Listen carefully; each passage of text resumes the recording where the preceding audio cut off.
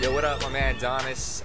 We're chilling out here in LA. What up? You already know, fam. It's good. Getting it in, man. We're just chilling out here in LA right now. Hollywood and Vine at the W. You know, just getting it. Basically, he has a flight to catch in a little bit, but I wanted to talk to you about this mixtape you got coming out. Fashionably late. Yeah, fashionably late. And the invitation, man. The invitation. Yeah. Yeah, man. So.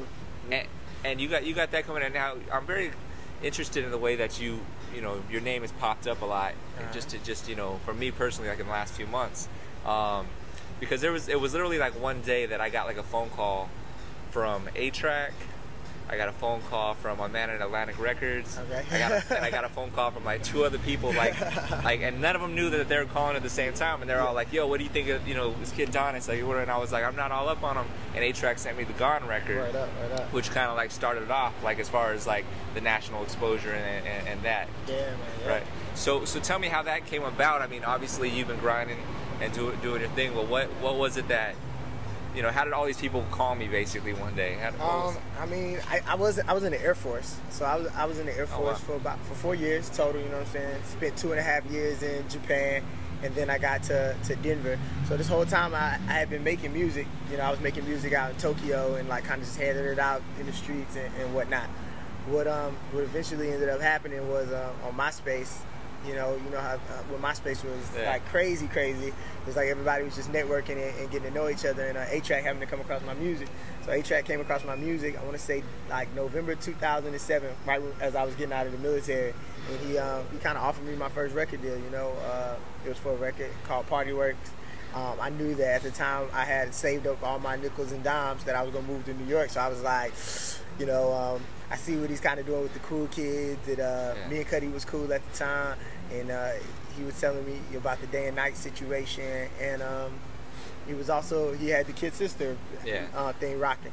So you know, I was like, I was convinced, but I was kind of like, you know, maybe I can go out to New York and get the major deal. So I went out to New York and kind of hustled it up, you know what I mean, and things didn't really turn out the way I thought they would turn out. So I moved down to Atlanta, where I met the guys from the Justice League. Yeah.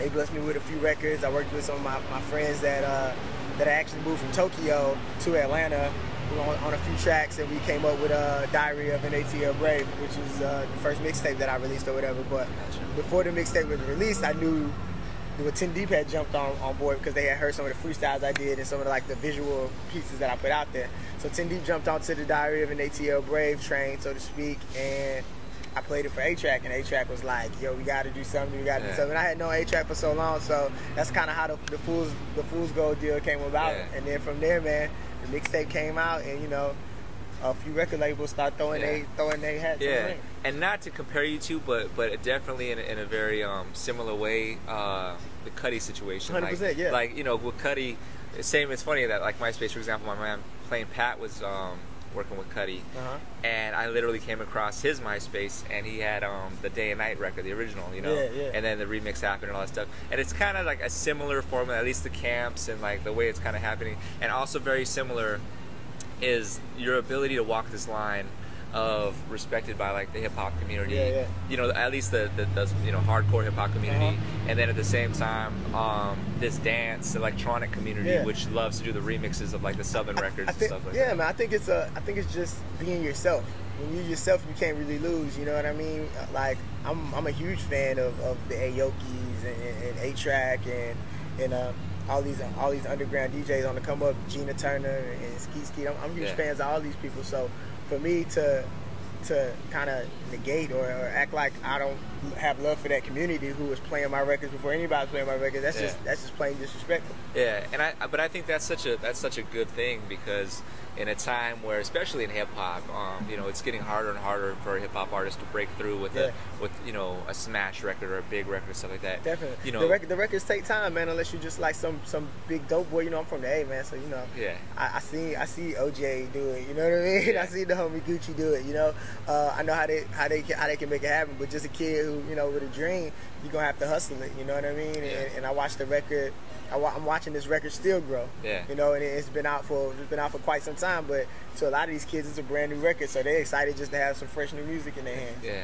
Well, what would you say your goal is? What's the deal with you? You're in Atlantic? Yeah, I'm with Atlantic now. So what's the time frame as far as the actual project? You got the mixtapes dropping and stuff. What do you? Yeah, we're about to fly to Tokyo, man. So I'm starting the project as soon as I jump on the plane. I already got a record. I got one record that I know is 100% gonna be on there. I did with Clinton Sparks. Yeah. It's a big record. I got a record with Stargate that I'm pretty sure will probably make it or whatever. So here and there, I've been working with it. Like I'll get a few like just crazy diamonds that I'm just like, I got to keep that for the album, you know. Yeah. But I'm definitely going to go in with my big bro Tip. Me and Estelle just talked about it. John Legend just sent me a few records. Good. So it's like I'm looking forward to just tapping into the project really soon. I just wanted to make sure that these mixtapes were ready so that people could just go crazy. And we're going to shoot some videos in Japan while we out there as well. So about to give people a lot of shit to just hold on to while I cook up this album. Yeah. Let me ask you this, you know, in the Atlanta scene, how is it? Like you mentioned the way like you saw like the OJs of the world and stuff get on. You know, obviously they had the financial means and they had the hustle and stuff going that they were able to just kind of come in and do what they do. For a new artist out there, what are the outlets out there down there? What are the looks in Atlanta right now? I think I think the trap is the look right now. There, you know what I mean? 100%. It's the means to an end for a lot of people, or a dance record, because that's what's getting pushed on the radio so hard. So right now I'm like a new breed almost, so to speak, to emerge from, I guess, the electronic world or whatnot. Right. Like if I go out there into the streets, they gonna be like, we don't know who DJ A-Track is, like, fucking DJ Holiday, infamous, you know.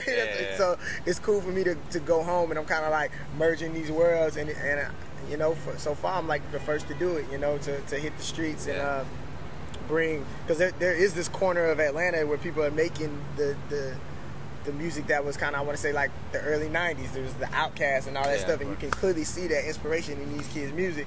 But when the radio was pumping dope boy music, then that's what's going on in the streets, and everybody stops for that. But luckily I have like Holiday and Infamous championing me, my dude Sticks Malone, a lot of these dudes are in the streets who broke Gucci Mane and broke Nicki Minaj and all these people out in the A, riding and championing my project because they see I'm just a real dude and, you know, with a real story and making good music. Oh. All right, well, I'm happy to see that you are walking those worlds, because I think, you know, the longevity is going to be there from that. Yeah, definitely. And you'll get to make some good show money and have fun with people like Aoki jumping in the crowd and doing all that crazy stuff. That joint was crazy, man, but it's cool, dude. It's really dope for me, man, and I always, it's really weird for me, like I still haven't like clicked it. Like I was like, okay, I kick it with Aoki, and then I'm on the phone with OJ, and you know what I'm saying, then Gucci get out of jail, and I'm like sending him records because he's like, yo, whatever you need or whatnot. So it's mind blowing to me, man, and I can't wait. You know, when this new project come out, like I was saying, like I got a track with Gucci and OJ, so when the kids hear it, it's gonna be like, you mean like OJ and Gucci like fuck with Donnis? But I love it because it's organic. Like it didn't take my record label to call OJ, be like, can you please put a verse on this new artist we got? Nah, it was me and OJ kicking it. He was like, man, that Gone record crazy, man. Like, I want to jump on that thing. And I'm like, all right, let's do it. So it's cool. Oh, man, dope. Well, I know you got a flight to catch, but I just want to catch up with you in LA because, you know, I'm always very excited when a new artist comes and starts breaking through and stuff, and I see it happening for you and stuff, and I gotta get you out here. We're gonna do a show soon out here or something, and 100%, man. Keep it popping. DJ Reflex out here in LA, chilling with Donnis, just catching up, chopping it up. Man. Donnis, Reflex, we out here. Hey, okay. They say we on. Okay.